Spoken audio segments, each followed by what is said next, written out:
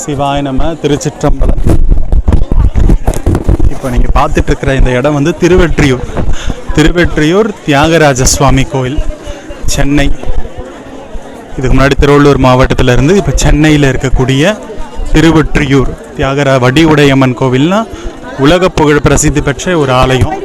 இந்த ஆலயத்தில் வருஷத்துக்கு இந்த கார்த்திகை மாதம் இந்த பௌர்ணமி வரக்கூடிய இந்த சமயத்தில் சுவாமிக்கு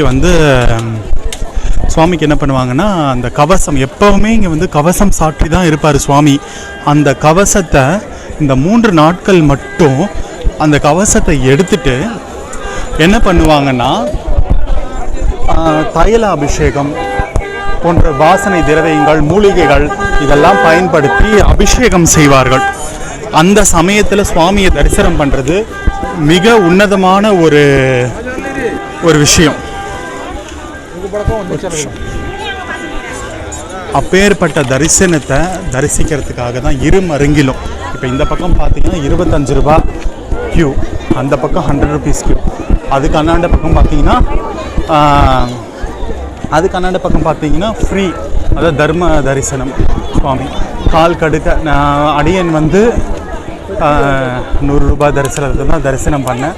காலையில் 8 மணிக்கு வந்து லைனில் நின்றேன். இப்பொழுது தான் 2 மணி அளவில் தான் சுவாமியை தரிசனம் பண்ண முடிஞ்சுது. முன்னேப்போ இல்லாத அளவில் இந்த முறை இந்த ஆலயத்தில் இது வந்து தொடர்ந்து 5 ஆண்டுகளாக அடியன் வந்து இந்த தரிசனம் பண்ணிட்டு இருக்கேன்.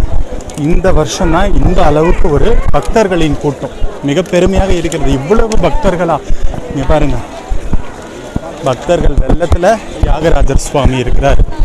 ஸோ அப்பேற்பட்ட ஒரு உன்னதமான ஆலயத்தில் அடியன் தற்பொழுது தரிசனம் மேற்கொண்டேன்.